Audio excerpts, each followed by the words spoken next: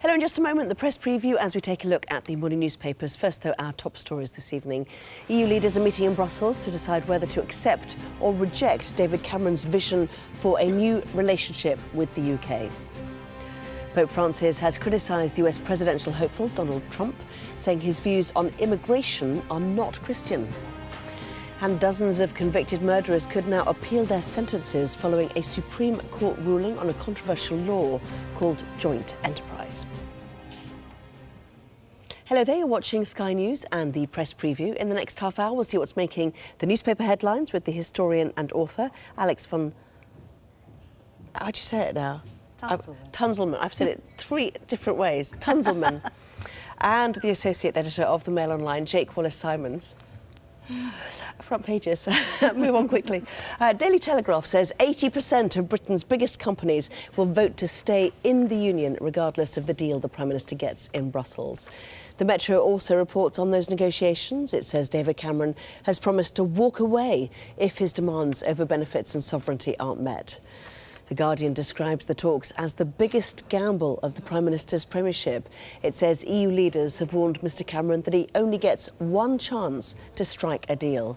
That's the Times top story too. It says the PM's European counterparts have joined together to insert a last chance clause so Britain can never be allowed to reopen talks. You can't win, Prime Minister, is the Daily Express's message to David Cameron. It's demanding that he put aside what it calls his personal love affair with Europe and is honest with the people of Britain. The Daily Mail, equally critical, it describes the PM's deal as a watered-down shambles and says Eastern European leaders are insisting that curbs to foreign workers must be phased in gradually. In other news, The Independent has a special report from Syria and the impact of Russian airstrikes on rebel targets. 30 years of unsafe murder verdicts is the Eye's headline. It says dozens of inmates will see their jail terms cut following the Supreme Court ruling. The Mirror says that more than 600 prisoners locked up under joint enterprise for being present at deadly attacks could now appeal. The European Central Bank is to adopt a more aggressive approach to boost flagging growth in the EU. That's the lead story for tomorrow's Financial Times. The Sun says reality TV show X Factor is set to cull one judge and one presenter, pictured there as you can see. And the Daily Star has a story about dangerous flesh-eating fish that are apparently making their way to Britain. Where can't we swim is the question, I suppose. So let's get the thoughts then of, excuse me, Alex von Tunzelmann and the associate editor of the Mail Online, Jake Wallis-Simons. EU, the lead for many. Those talks are still underway, resuming tomorrow. We still haven't found out, but the mood music isn't great for the Prime Minister, it has to be said. No, that's right. I mean, he's encountering significant opposition. And this story in the Times, Cameron uses secret weapon to charm his fiercest critic, really caught my eye. In fact, I think it's my favourite story of the day because it lifts the lid on his dastardly, cynical, dark arts that he uses to be such an effective negotiator. And it really jumps out because of this quote, which is, if you can enlist Mrs. Tiggywinkle and Squirrel Nutkin on your side, then why not? And why not indeed? This talks about how Mr Cameron is coming armed to the negotiations with a set of Beatrix Potter in French, which he presented to his arch nemesis, who is the Belgian Prime Minister, Charles Michel, for his baby daughter. And the idea is that Cameron's going to soften him up with a bit of Beatrix Potter and then convert him to the British cause. So whether this will work or not, I'm pretty cynical. Yeah. The Belgians, real believers in closer integration of Europe. One of the things, of course, that David Cameron wants to pull back from. Well, I mean, and in fact, one EU diplomat, his take on the Beatrix Potter gift is, because it was a full set in French, he said it's a true symbol of ever closer union among our peoples. So I'm not quite sure that's gone down the way Mr Cameron would have hoped. Yeah. I mean, in a way, it's an interesting story because it shows how the human relationships and the personalities of the leaders really does play out in these negotiations and will potentially influence millions of people for generations. And actually, although it's a light-hearted story, there will be a lot of anger about this, I think, in Britain, because this affects our lives and our businesses and our economy and so forth. And people, in a way, just want Mr Cameron to take it seriously and give it a good go and bring back a serious package. And so far, all of the measures that he's publicised as being his big wins have been epic fails. As a historian, I'm going to click on this Prime Minister's Friends or Foes, a guide to the EU power matrix and who's in, who's out, who he gets on with, what the problems are and so on. You have to remember that the European Union was really to counter the threats of European wars, which we saw after the Second World War. Closer integration is all about that for people like the French and the Germans. Where will this be seen, do you think, in our trying to pull ourselves back from that? Well, I think it's partly about that, but actually if you look at the history of how the EU started after the Second World War, it's also quite significantly about creating another very substantial power bloc in the Western world to rival the United States. And actually, I mean, that's very key if you look at Winston Churchill's original quote, that he wanted to create a United States of Europe. That was actually the idea. And I think that's something that's really fallen by the wayside. The question of whether perhaps there is a much more powerful relationship to have within Europe and a powerful role to play. So far, we certainly haven't done that. And I would like to see a bit more being articulated about what the reasons are to stay in and really what the benefits are, because I don't feel like that case has yet been made. It's all been about this rather negative story about negotiations, and I'm looking forward to hearing what the campaign will actually say. But the question of security is an important one because it was one of the key reasons for the EU to be established in the first place. And these days, the only serious threat from a conventional army is really Russia.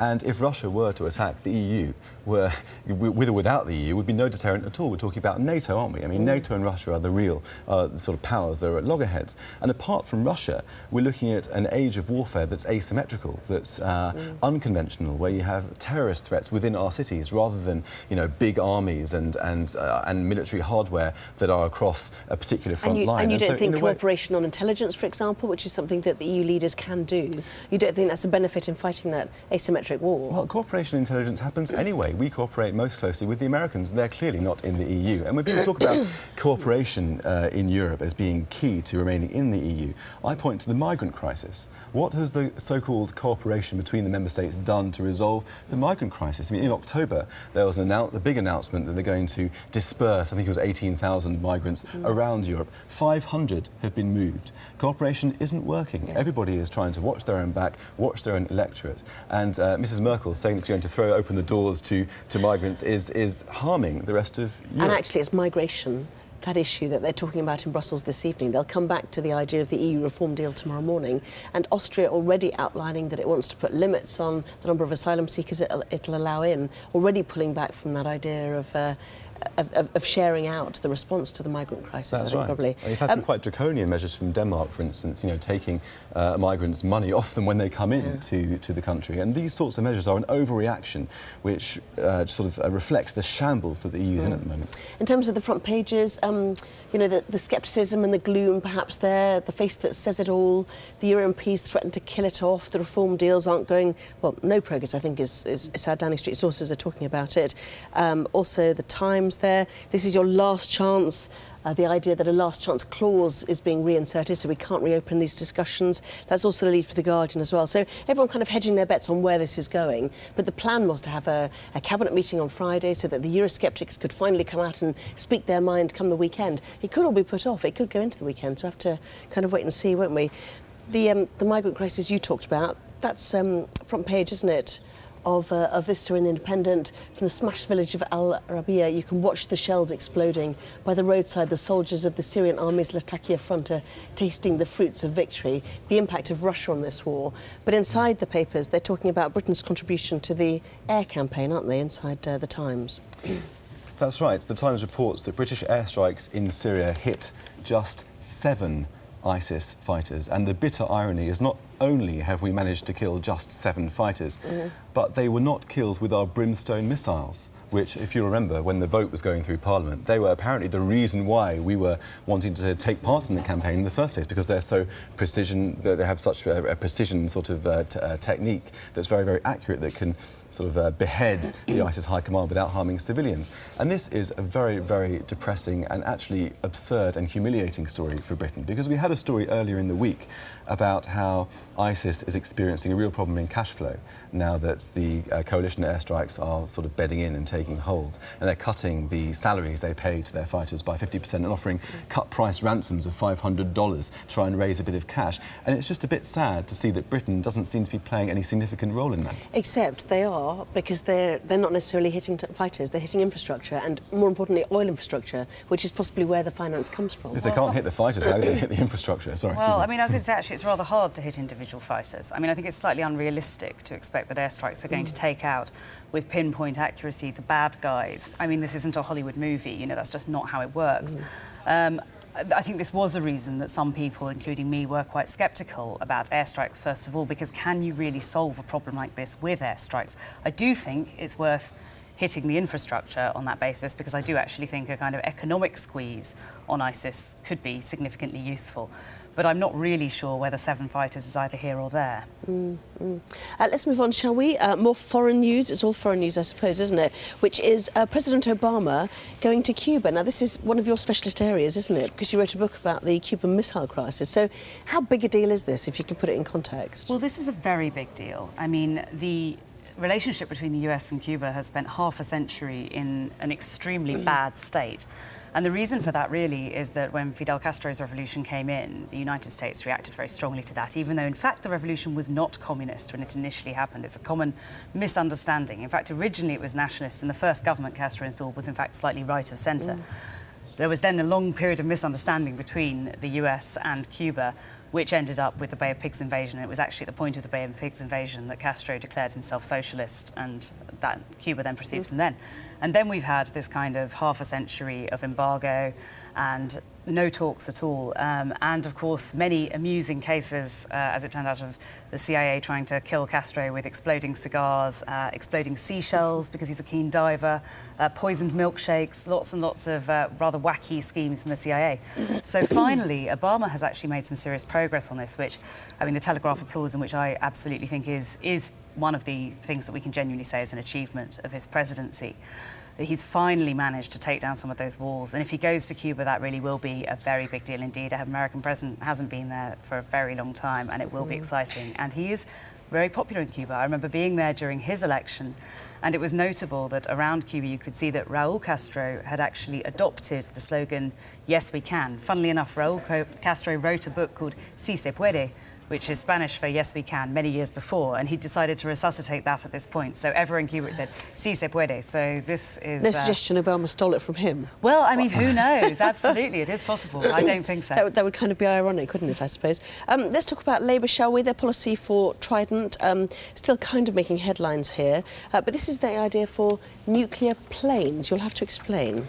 That's right. I mean, this is just absurdity upon absurdity, really. I mean, we had the Labour suggestion that we have nuclear-armed submarines, but only without the nuclear warheads in them. To keep the jobs going, I suppose. Just to keep the jobs going, exactly, and act as some sort of deterrent without being a deterrent. And now Labour has had a new brilliant idea, which is to nuclear-armed planes, because apparently they reckon it might be a little bit cheaper.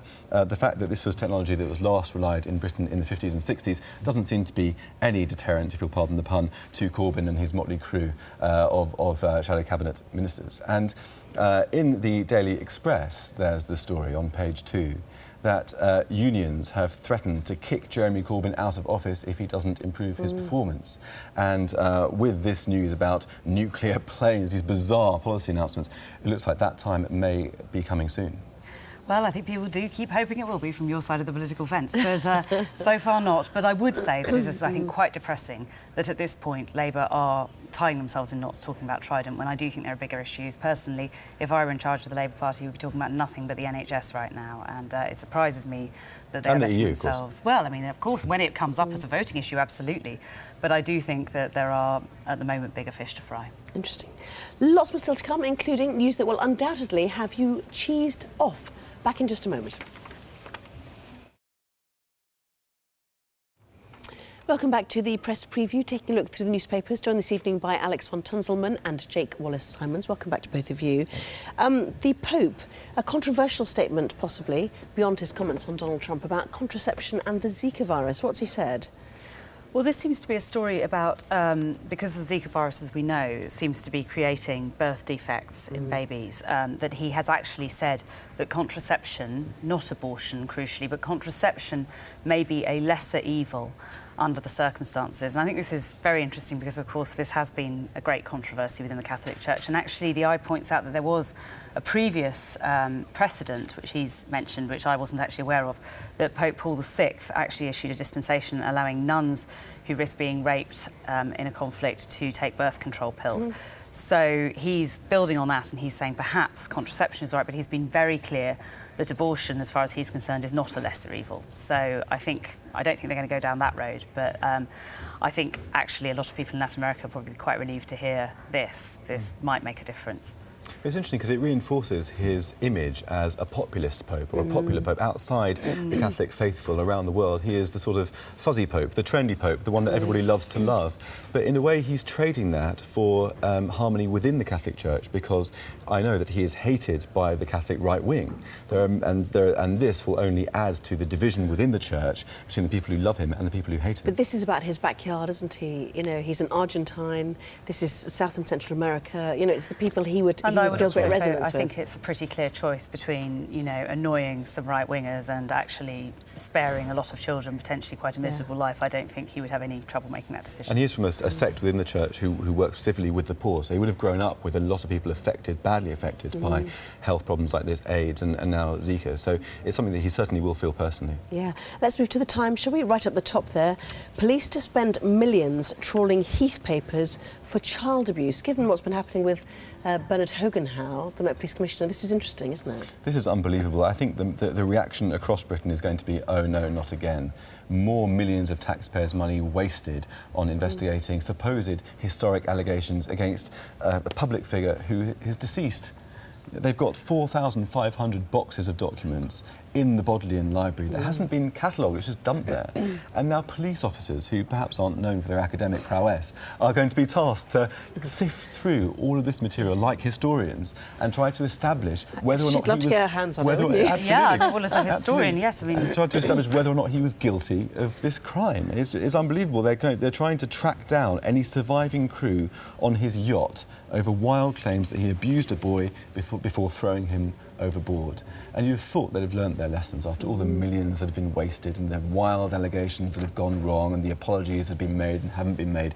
You'd have thought they'd learnt their lesson, but clearly they haven't. Yeah, he's a famous sailor, wasn't he? well, Obviously, it does seem to be a complicated case because the investigation seems to have been prompted by the claim of a retired officer, not actually Right. from a potential alleged victim or anything like that. I think we have to be a little careful in this because I know there's been a very big backlash lately. Of course, you had the Savile case and there's awful stories coming out, very large numbers of people, you know, clearly who were abused. And then I think recently, as more allegations have been coming out, there has been a very large backlash against that. And I think we have to be careful not to dismiss absolutely everything.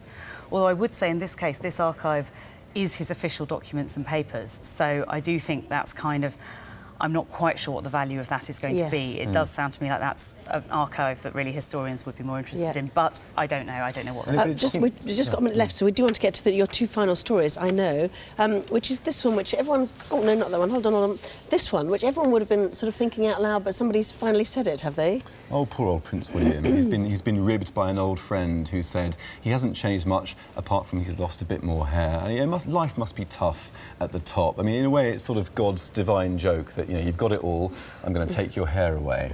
In a way, it makes him more vulnerable. People relate to a fallible and flawed figure a little bit more than others, but I can't help but think that it's the closest he's going to get to a crown for quite a while. And then the final story is about Parmesan. They say it's cardboard. It's sort of a wood pulp, is it? What do they mean? Parmesan's terribly expensive cheese that can only be produced in this certain area in Italy. It's sort of protected. And yes, it appears that this has been adulterated with This cardboard. is the pre-grated stuff that you buy in the Well, supermarket. frankly, if you've ever tasted the pre-grated stuff, it's quite a lot like cardboard anyway, so I'm not entirely sure that I could take the challenge and tell you the difference at this point. First the EU and now this. I know. What's happening? Thank you both very much indeed. Jake Wallis-Simons and Alex von Tunzelmann. Really appreciate your time. Thank you both very much. Thank you. Thank you. As a